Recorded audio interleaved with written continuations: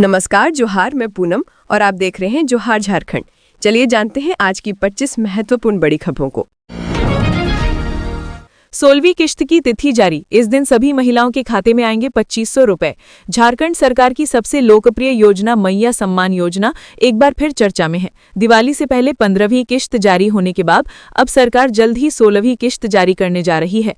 इस योजना के माध्यम से राज्य की महिलाओं को हर किश्त में 2500 की आर्थिक सहायता दी जाती है ताकि वे आर्थिक रूप से सशक्त बन सकें और आत्मनिर्भर बने। ये योजना झारखंड सरकार की महिला सशक्तिकरण की दिशा में एक बड़ी पहल मानी जा रही है। अब सभी लाभार्थी महिलाओं के लिए खुशखबरी है कि नवंबर माह में उनकी 16वीं किश्त जारी की जाएगी। जिन महिलाओं की पिछली किश्तें हुकी हुई थी उन्हें इस बार डबल राशि मिलने की संभावना है। इस लेख में आप जानेंगे कि 16वीं किश्त कब आएगी, किन महिलाओं को 5000 मिलेंगे, पात्रता क्या है और स्टेटस कैसे चेक किया जाएगा। तो लेख में आखिर तक बने रहें। मैया सम्मान योजना की 16वीं किश्त को लेकर बड़ी जानकारी सामने आई है। विभागीय सूत्रों के अनुसार सरकार 10 नवंबर से पहले 16वीं किश्त का भुगतान किया जाएगा। सरकार ने लाभार्थियों के सत्यापन और डीबीटी प्रक्रिया को तेज कर दिया है ताकि सभी पात्र महिलाओं को समय पर राशि मिले। जिन महिलाओं का भौतिक सत्यापन या बैंक डीबीटी प्रक्रिया लंबित है उन्हें जल्द ही ये कार्य पूरा करने की सलाह दी गई है। जब ये प्रक्रिया पूरी हो जाएगी तब उनकी किश्त सीधे उनके बैंक खाते में जमा कर दी जाएगी। राज्य सरकार की ओर से उन महिलाओं को बड़ी राहत दी जाएगी जिन्हें पिछली यानी 15वीं किश्त की राशि नहीं मिल पाई थी। ऐसी सभी महिलाओं को मैया सम्मान योजना की 16वीं किश्त में एक साथ 2 किश्तों का भुगतान किया जाएगा, यानी उनके बैंक खाते में 2500 के बजाय 5000 की राशि भेजी जाएगी। सरकार चाहती है कि कोई भी पात्र महिला योजना के लाभ से वंचित न रहे। वहीं जिन महिलाओं की पिछली सभी किश्तें नियमित आई हैं उन्हें इस बार सामान्य 2500 की राशि ही प्राप्त होगी।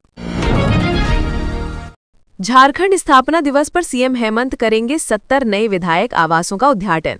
झारखंड का 25वां स्थापना दिवस इस बार खास और यादगार होने वाला है। मुख्यमंत्री हेमंत सोरेन राजधानी रांची के मोरहाबादी फुटबॉल स्टेडियम में आयोजित मुख्य समारोह में 70 नए विधायक आवासों का उद्घाटन करेंगे। इन आवासों का निर्माण राजधानी रांची में विधायकों के रहने के लिए किया गया है। नए आवास मिलने के बाद सभी विधायक अपने नए घरों में शिफ्ट हो जाएंगे और पुराने सरकारी आवासों का आवंटन रद्द कर दिया जाएगा। इसके साथ ही मुख्यमंत्री भवन निर्माण विभाग द्वारा राज्य के विभिन्न जिलों में पूरे किए गए लगभग 100 निर्माण कार्यों का उद्घाटन भी करेंगे। इनमें सरकारी भवन, सड़क, पुल, स्वास्थ्य केंद्र और अन्य विकास से जुड़ी परियोजनाएं शामिल हैं। मुख्यमंत्री सोरेन इस मौके पर कई नई योजनाओं का शिलान्यास और कुछ नई योजनाओं की शुरुआत भी करेंगे जिनका सीधा लाभ जनता को मिलेगा। इस भव्य समारोह में पूरे झारखंड के सभी जिलों से बड़ी संख्या में लोग शामिल होंगे। लोगों के आने जाने के लिए बस की विशेष व्यवस्था की जा रही है। जिला प्रशासन कार्यक्रम की तैयारी में पूरी तरह जुट गया है। बसों की पार्किंग से लेकर मोरहाबादी मैदान में लोगों के बैठने, सुरक्षा और अन्य व्यवस्थाओं को लेकर सभी तैयारियां अभी से ही की जा रही हैं। सीबीएसई से पहले होगी झारखंड बोर्ड की परीक्षा। फरवरी के पहले सप्ताह में मैट्रिक इंटर की परीक्षा शुरू करने की तैयारी में जुटा जैक। सीबीएसई द्वारा अगले साल यानी 2026 की मैट्रिक इंटर परीक्षा की डेट घोषित होने के बाद झारखंड बोर्ड के विद्यार्थियों के मन में ये उत्सुकता है कि आखिर जैक द्वारा कब परीक्षा ली जाएगी। इस संबंध में जो जानकारी मिल रही है उसके तहत जैक बोर्ड सीबीएसई से पहले यानी फरवरी के पहले सप्ताह से ही मैट्रिक और इंटर की परीक्षा लेने की तैयारी कर रहा है। जैक अध्यक्ष डॉक्टर नटवा हांसदा की माने तो इसे लेकर जो प्रारंभिक तैयारियां की जाती हैं वो शुरू कर दी गई हैं। फरवरी के पहले सप्ताह में परीक्षा शुरू होने की संभावना है। हालांकि परीक्षा की तिथि को अंतिम रूप देने के लिए जल्द ही बैठक होगी। उन्होंने कहा कि इसी महीने यानी नवंबर में विद्यार्थियों का ऑनलाइन फॉर्म भरना शुरू होगा। वहीं परीक्षा केंद्र का निर्धारण जिला स्तर पर हो रहा है। गौरतलब है कि सीबीएसई ने अगले साल 17 फरवरी से मैट्रिक इंटर की परीक्षा आयोजित करने के लिए डेटशीट पिछले दिनों जारी कर दी थी।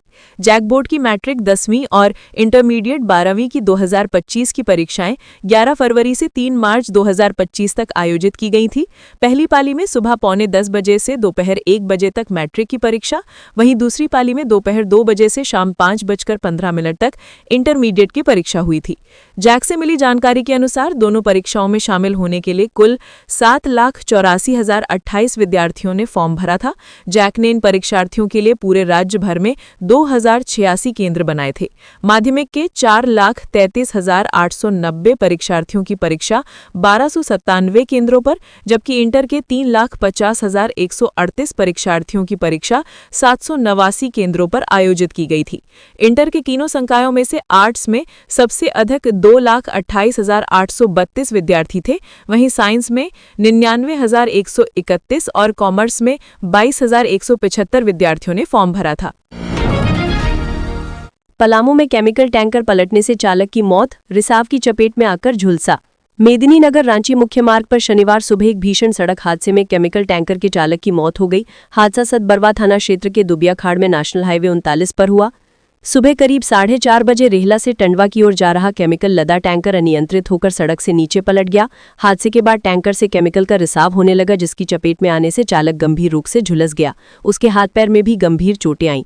हाईवे से गुजर रहे अन्य ट्रक चालकों ने दुर्घटनाग्रस्त टैंकर देखकर तुरंत मदद की और घायल चालक को बाहर निकालकर मेदिनी राय मेडिकल कॉलेज अस्पताल पहुंचाया, जहां इलाज के दौरान उसकी मौत हो गई।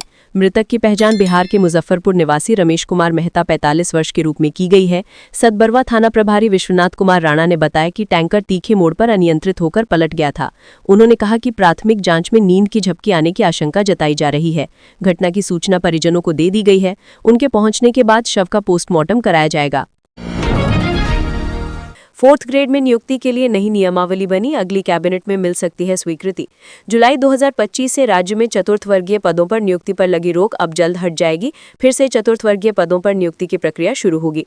नई नियुक्ति के लिए कार्मिक एवं प्रशासनिक सुधार विभाग ने बहुउद्देशीय कर्मी नियुक्ति सेवा शर्त नियमावली MPS का प्रारूप तैयार कर लिया है। उस पर विधि एवं वित्त विभाग की सहमति के बाद स्वीकृति के लिए कैबिनेट को भेज दिया गया है। 3 नवंबर को होने वाली कैबिनेट की बैठक में इस पर स्वीकृति मिल जाने की पूरी संभावना है। पलामू में चतुर्थ वर्गीय पदों पर होने वाली नियुक्ति प्रक्रिया नई नियुक्ति नियमावली से प्रभावित नहीं होगी। आधिकारिक जानकारी के अनुसार नई नियमावली से उस तरह की कोई भी नियुक्ति प्रक्रिया प्रभावित नहीं होगी जो कोर्ट के विचाराधीन है। पलामू में चतुर्थ वर्गीय पदों पर नियुक्ति के मामले में सुप्रीम कोर्ट ने फ्रेश विज्ञापन निकालकर नियुक्ति प्रक्रिया पूरी करने का आदेश दिया है, इसलिए नई नियमावली की शर्तें वहां लागू नहीं की जाएंगी। चतुर्थ वर्गीय पदों पर नियुक्ति के लिए नई नियमावली का नाम बहुउद्देशीय कर्मी नियुक्ति एवं सेवा शर्त नाम दिया गया है। इस नियमावली के तहत किसी भी स्तर के चतुर्थ वर्गीय पदों पर नियुक्ति की जाएगी, मसलन चपरासी, माली, गार्ड, चालक व अन्य शामिल हैं। इसीलिए इस नियमावली का नाम मल्टीपर्पज स्टाफ MPS दिया गया है। झारखंड राज्य कर्मचारी चयन आयोग प्रतियोगी परीक्षा के माध्यम से MPS के पदों पर अभ्यर्थियों का चयन करेगा। इसके लिए न्यूनतम योग्यता मैट्रिक रखा गया है। इस प्रतियोगिता परीक्षा में संविदा एवं अन्य स्रोतों से कार्यरत कर्मियों को अधिमान्यता दी जाएगी। इसके लिए कम से कम 5 साल की सेवा अनिवार्य की गई है। 5 साल से कार्यरत कर्मियों को पूर्णांक का 5% और उसी अनुरूप 6 साल, 7 साल और इससे अधिक समय से कार्यरत कर्मियों को अधिकतम 10% अंक की अधिमान्यता मिलेगी। पाकुड़ में हाई वोल्टेज तार में शॉर्ट सर्किट, आग लगने से अफरा तफरी, जनहानि टली। पाकुड़ में शनिवार की सुबह करीब 11 बजे शहर में कोर्ट के समीप एवं अनुमंडल पदाधिकारी SDO निवास के सामने मुख्य सड़क किनारे अचानक 11,000 वोल्ट के विद्युत तार में शॉर्ट सर्किट हो गया, जिससे भयानक आग लग गई। आग की तेज लपटें उठते ही मौके पर अफरा तफरी मच गई। सौभाग्य से बगल में सड़क किनारे खड़ी मोटरसाइकिल आग की चपेट में आने से बाल बाल बच गई। ये इलाका शहर का व्यस्त भाग है, जहाँ हर समय लोगों और वाहनों की आवाजाही रहती है। घटना के दौरान किसी प्रकार की जनहानि नहीं हुई। स्थानीय लोगों ने तुरंत बिजली विभाग को सूचना दी, जिसके बाद विद्युत आपूर्ति बंद कर दी गई। समय रहते की गई ये कार्रवाई बड़ी दुर्घटना को टालने में मददगार साबित हुई। लोगों ने राहत की सांस ली और प्रशासन से अपील की कि इस प्रकार के हाई वोल्टेज तारों की नियमित जांच की जाए, ताकि भविष्य में ऐसी घटनाएं ना हो। घाटशिला उपचुनाव में JMM के सामने सीट बचाने की चुनौती। 25 साल में कांग्रेस भाजपा झामुमो सबका रहा दबदबा। झारखंड की राजनीतिक सरगर्मियों का केंद्र इन दिनों घाटशिला विधानसभा उपचुनाव बन गया है। पूर्व शिक्षा मंत्री रामदास सोरेन के निधन के बाद खाली हुई इस सीट पर सत्ता और विपक्ष दोनों की प्रतिष्ठा दांव पर लगी है। सत्तारूढ़ इंडिया गठबंधन जहां किसी भी कीमत पर अपनी ये परंपरागत सीट बचाने की रणनीति बना रहा है, वहीं NDA ने इसे फतेह झारखंड अभियान की शुरुआत बताया है। घाटशिला विधानसभा का इतिहास दिलचस्प रहा है। राज्य गठन के बाद हुए 5 चुनावों में इस सीट पर कांग्रेस, भाजपा और झामुमो तीनों दलों को जीत का स्वाद मिल चुका है। 2005 में कांग्रेस के प्रदीप बलमूचू ने बाजी मारी थी, जबकि 2009 में रामदास सोरेन ने झामुमो के टिकट पर जीत दर्ज कर सीट छीनी। 2014 में भाजपा के लक्ष्मण टूडू ने झामुमो को पराजित किया, लेकिन 2019 और 2024 के चुनावों में रामदास सोरेन ने वापसी करते हुए लगातार 2 बार जीत हासिल की। 2024 के चुनाव में झामुमो कांग्रेस गठबंधन के रामदास सोरेन ने 51.5% वोट लेकर भाजपा के बाबूलाल सोरेन को 39.8% से हराया था। रामदास सोरेन के निधन के बाद ये सीट एक बार फिर झामुमो की ये राजनीतिक परीक्षा बन गई है।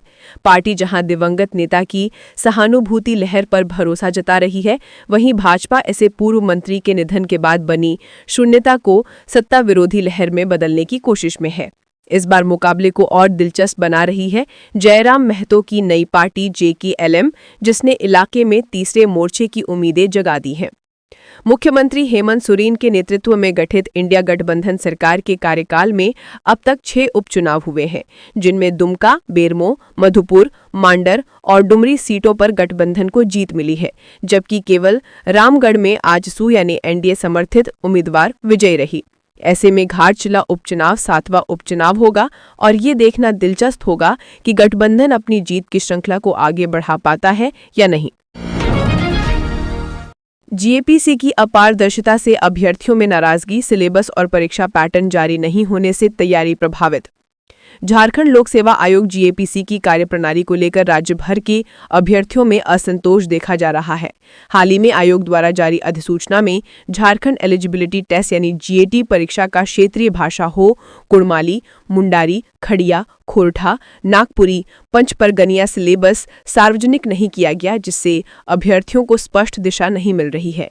अन्य राज्यों को देखें तो BPSC बिहार, UPPSC उत्तर प्रदेश और MPPSC अपने सभी विज्ञापन के साथ विस्तृत सिलेबस और प्रश्न पत्र संरचना प्रकाशित करते हैं, जिससे उम्मीदवारों को तैयारी में स्पष्ट मार्गदर्शन मिलता है। इसके विपरीत JAPC की इस रवैये ने अभ्यर्थियों में चिंता और असमंजस बढ़ा दिया है। ये पहली बार नहीं है जब JAPC पर पारदर्शिता को लेकर सवाल उठे हों। हाल ही में आयोजित बाल विकास परियोजना पदाधिकारी परीक्षण में भी आयोग ने प्रश्न पत्र पैटर्न पहले से सार्वजनिक नहीं किया था, जिसके कारण हजारों अभ्यर्थी बिना स्पष्ट दिशा निर्देश के परीक्षा में शामिल हुए। यही स्थिति सहायक वन संरक्षक ACF और वन क्षेत्र पदाधिकारी FRO की आगामी परीक्षाओं में भी देखने को मिल रही है, जिनके परीक्षा पैटर्न और प्रश्न पत्र संरचना अब तक जारी नहीं किए गए हैं। किसी भी परीक्षा का विज्ञापन केवल आवेदन आमंत्रण नहीं होता, बल्कि ये परीक्षा पद्धति की आधिकारिक सूचना भी है। सिलेबस और पैटर्न जारी न करना समान अवसर के संवैधानिक सिद्धांत का भी हनन है। GST घोटाला की आरोपियों को पुलिस पेपर सप्लाई, अब होगा चार्ज फ्रेम। 800 करोड़ रुपए के GST घोटाले के जरिए मनी लॉन्ड्रिंग करने के आरोपी कोलकाता के कारोबारी मोहित देवड़ा, शिव देवड़ा, अमित गुप्ता और विक्की भालोटिया एवं अन्य आरोपियों को ED की ओर से पुलिस पेपर सप्लाई कर दिया गया है, जिसके बाद अब रांची PMLA की विशेष कोर्ट आरोपियों के विरुद्ध चार्ज फ्रेम की प्रक्रिया शुरू कर सकता है। मोहित देवड़ा, शिव देवड़ा और विक्की भालोटिया पर शेल कंपनियों के नाम पर GST एंट्री कर 800 करोड़ से अधिक के फर्जीवाड़े का आरोप है। इस मामले की जांच ED कर रही है। इस मामले में ED ने सभी आरोपियों को गिरफ्तार किया था। सभी आरोपी फिलहाल न्यायिक हिरासत में हैं। पाकुड़ में पत्थर व्यवसायी की गोली मारकर हत्या, 6 आरोपियों पर केस दर्ज, पुरानी रंजिश में वारदात की आशंका। मुफस्सिल थाना क्षेत्र के लखनपुर गांव में शुक्रवार देर रात अज्ञात हमलावरों ने पत्थर व्यवसायी मकबूल शेख उर्फ शेखू 45 वर्ष की गोली मारकर हत्या कर दी। वारदात के बाद पूरे इलाके में सनसनी फैल गई है। जानकारी के अनुसार रात में मकबूल शेख अपने घर के पास स्थित एक चाय दुकान पर चाय पीने गए थे। बारिश शुरू हो जाने से वे वहीं रुक गए। देर रात जब बारिश थमी और वे घर लौटने लगे, तभी पहले से घात लगाए 6 लोगों ने उन पर हमला कर दिया। इसी दौरान एक हमलावर ने उनकी पीठ में गोली मार दी, जिससे वे मौके पर ही गिर पड़े। गोली की आवाज सुनकर परिजन और ग्रामीण मौके पर पहुंचे, लेकिन तब तक हमलावर फरार हो चुके थे। गंभीर रूप से घायल मकबूल शेख को परिजन और ग्रामीणों की मदद से सोनाजोड़ी सदर अस्पताल ले गए, जहां डॉक्टरों ने उन्हें बेहतर इलाज के लिए हायर सेंटर रेफर कर दिया। परिजन उन्हें इलाज के लिए पश्चिम बंगाल के एक अस्पताल ले जा रहे थे, लेकिन रास्ते में ही उनकी मौत हो गई। मृतक के परिजनों ने बताया कि मकबूल शेख शांत स्वभाव के व्यक्ति थे और गांव में पत्थर कारोबार के लिए जाने जाते थे। उनकी मौत की खबर से गांव में मातम पसर गया। घटना की सूचना पर मुफस्सिल थाना प्रभारी गौरव कुमार पुलिस बल के साथ मौके पर पहुंचे और जांच शुरू की। पुलिस ने कुछ संदिग्धों को हिरासत में लेकर पूछताछ शुरू की है। मृतक के पुत्र जमाल शेख ने गांव के ही दानारुल शेख और उसके पुत्र लालून शेख और 4 अन्य लोगों पर हत्या का आरोप लगाया है। उसका कहना है कि वर्ष 2023 में दानारुल शेख से उनके पिता का विवाद हुआ था और उसी रंजिश में यह हत्या की गई। जमाल ने यह भी बताया कि लालून शेख ने ही गोली चलाई जो उनके पिता की पीठ में लगी थी। पुलिस ने शव को पोस्टमार्टम के लिए भेज दिया है और आरोपियों की गिरफ्तारी के लिए छापेमारी तेज कर दी है। फिलहाल लखनपुर गांव में दहशत और सन्नाटा पसरा हुआ है। बंद घर से 4 जिंदा बम बरामद, एक युवक को हिरासत में लेकर पुलिस कर रही पूछताछ। पुलिस ने एक घर में छापेमारी कर 4 बम बरामद किए हैं। इस सिलसिले में एक व्यक्ति को हिरासत में लेकर पुलिस पूछताछ कर रही है। पुलिस को सूचना मिली थी कि भौरा ओपी अंतर्गत भौरा 7 नंबर उर्दू स्कूल के बगल में स्थित एक बंद पड़े मकान में बम रखे हुए हैं, जिसके बाद पुलिस मौके पर पहुंची और 4 जिंदा बम बरामद किए। पुलिस बरामद सभी बमों को निष्क्रिय कर जांच में जुट गई है। पुलिस शक के आधार पर भौरा 7 नंबर के रहने वाले मोइनुद्दीन नामक युवक को हिरासत में लेकर उससे पूछताछ कर रही है।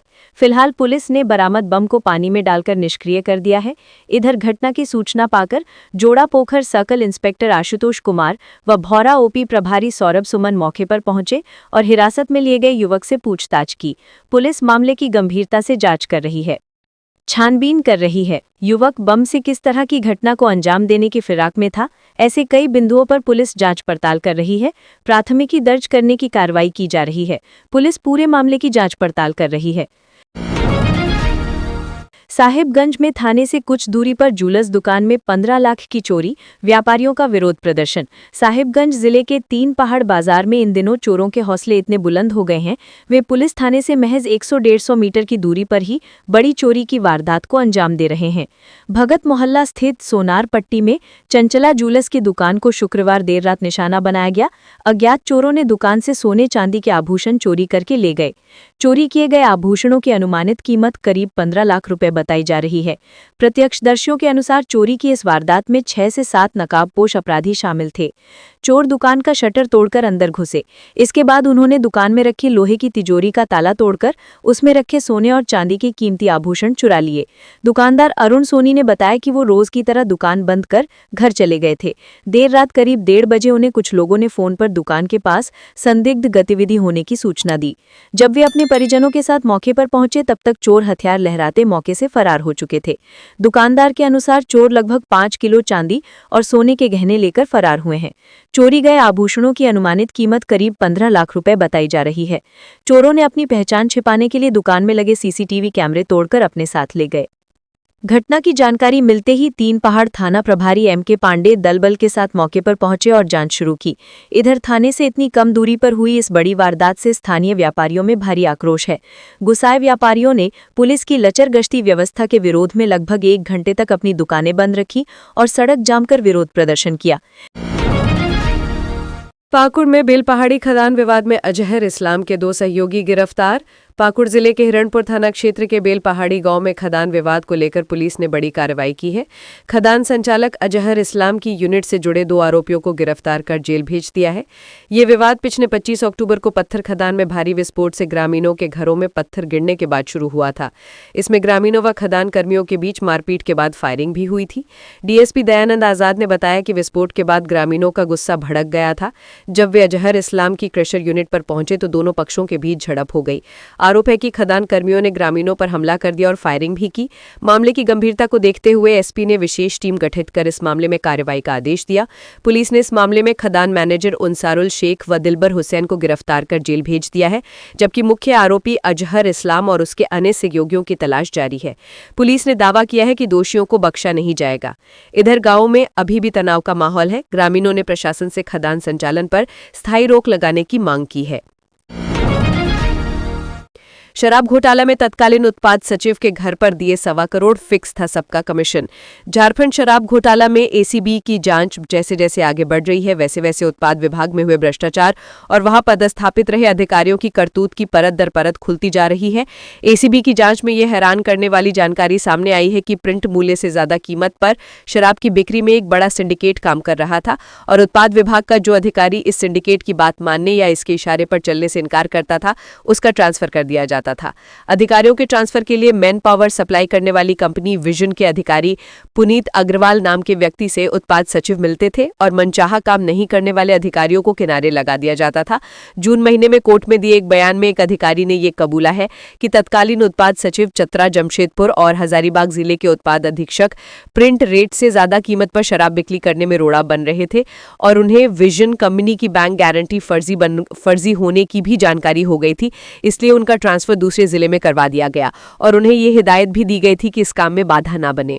इस काम के लिए तत्कालीन उत्पाद सचिव को 45 लाख रुपए विजन कंपनी के प्रतिनिधि ने दिए। इसके अलावा प्रिंट रेट से ज्यादा कीमत पर शराब बिक्री से होने वाली वसूले गए पैसे भी विजन कंपनी के एक कर्मचारी ने पुनीत अग्रवाल की मौजूदगी में तत्कालीन सचिव के पुंदाग स्थित आवास पर पुनीत अग्रवाल के मौजूदगी में दिए गए। वर्ष 2024 में सिर्फ जुलाई महीने और अगस्त महीने में अलग अलग तारीखों पर 1.25 करोड़ रुपए से ज्यादा कैश पहुंचाया गया।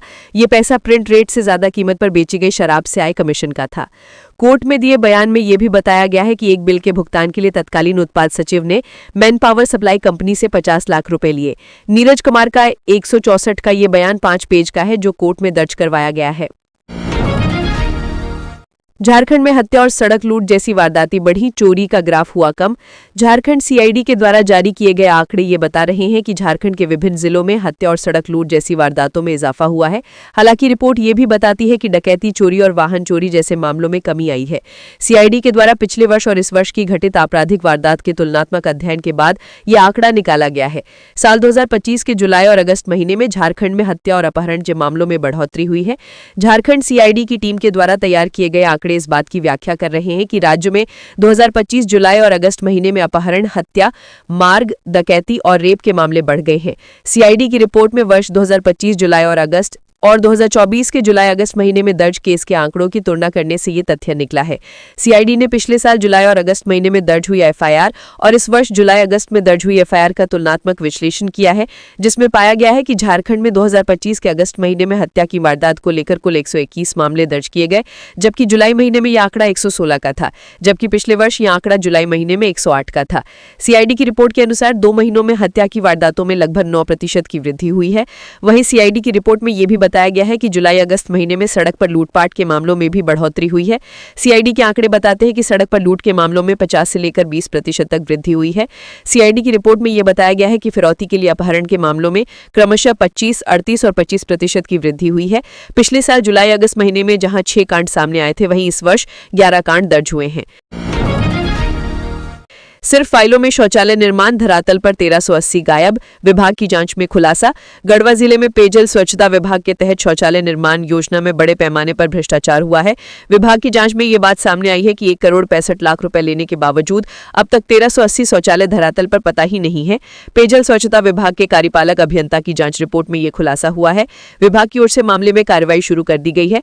जांच के बाद विभाग द्वारा 60 ग्राम जल स्वच्छता समिति और स्वयं सहायता समूह के खिलाफ नीलाम पत्र वाद दायर किया गया है, जिसमें इन समितियों के अध्यक्ष, तत्कालीन मुखिया, कोषाध्यक्ष जल सहैया सहित अन्य को आरोपी बनाते हुए विभाग 12% की चक्रवृद्धि ब्याज के साथ राशि रिकवरी की योजना बना रहा है। वहीं मामला उजागर होने के बाद गांव के लोगों में हड़कंप मच गया है। आपको बता दें कि कई लाभुकों ने शौचालय के नाम पर राशि तो ले ली, लेकिन शौचालय का निर्माण नहीं कराया है। वहीं इस मामले को लेकर कार्यपालक अभियंता अजय कुमार सिंह ने कहा है कि मामला सामने आने के बाद हमने कार्रवाई का निर्देश दिया है।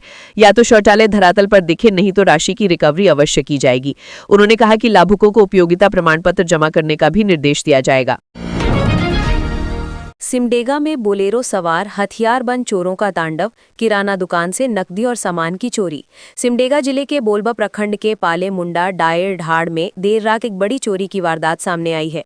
जानकारी के अनुसार अनिल किरकेटा की दुकान और घर में रात लगभग 12 बजे के आसपास बोलेरो वाहन से आए 4 अज्ञात अपराधियों ने चोरी की घटना को अंजाम दिया। अपराधियों ने पहले अनिल किरकेटा को घर के बाहर से बंद कर दिया, फिर दुकान का ताला तोड़कर अंदर घुस गए। वहां रखे किराना सामान, तेल, साबुन, diaper, pen, copy, printer machine, rack में सजाए गए अन्य सामान और नकद राशि के साथ लगभग 50 लीटर पेट्रोल की चोरी कर ली गई। इतना ही नहीं, चोरों ने घर को भी बाहर से लॉक कर दिया। जब अनिल किरकेटा ने आसपास के लोगों को फोन कर मदद मांगी और पड़ोसियों ने टॉर्च की रोशनी में बाहर झांका तो 2-3 अपराधी दिखाई दिए। बताया जा रहा है कि उनके हाथों में बंदूक जैसे हथियार थे, जिससे ग्रामीण डर के कारण घर से बाहर नहीं निकल सके। ग्रामीणों ने बताया कि ऐसी घटनाएं अब ग्रामीण इलाकों में आम हो चुकी हैं, लेकिन कई लोग डर या झंझट के कारण रिपोर्ट दर्ज नहीं कराते, जिससे अपराधियों के हौसले और बढ़ते जा रहे हैं। उन्होंने प्रशासन से मांग की है कि क्षेत्र में रात्रि गश्ती को बढ़ाया जाए, अपराधियों को शीघ्र गिरफ्तार किया जाए और आम जनता की सुरक्षा सुनिश्चित की जाए। गुमला में अवैध बालू तस्करी का पर्दाफाश, चालक और वाहन के खिलाफ कार्रवाई। गुमला उपायुक्त प्रेरणा दीक्षित के निर्देशानुसार जिला खनन टास्क फोर्स और पुलिस प्रशासन की टीम ने 31 अक्टूबर 2025 की रात्रि लगभग 11 बजे भरनो थाना क्षेत्र में औचक छापेमारी की। इस दौरान भरनो ब्लॉक के पास टाटा कंपनी का एक हाईवा को रोककर जांच की गई। जांच के क्रम में वाहन चालक से बालू परिवहन से संबंधित वैध कागजात मांगे गए, लेकिन वो कोई भी चालान प्रस्तुत नहीं कर सका। वाहन में लगभग 672 घन फीट बालू पाया गया, जो अवैध रूप से परिवहन किया जा रहा था। इसके बाद वाहन को थाना में सुपुर्द किया गया। अवैध बालू परिवहन से सरकारी राजस्व की हानि और राष्ट्रीय संपत्ति का नुकसान होता है।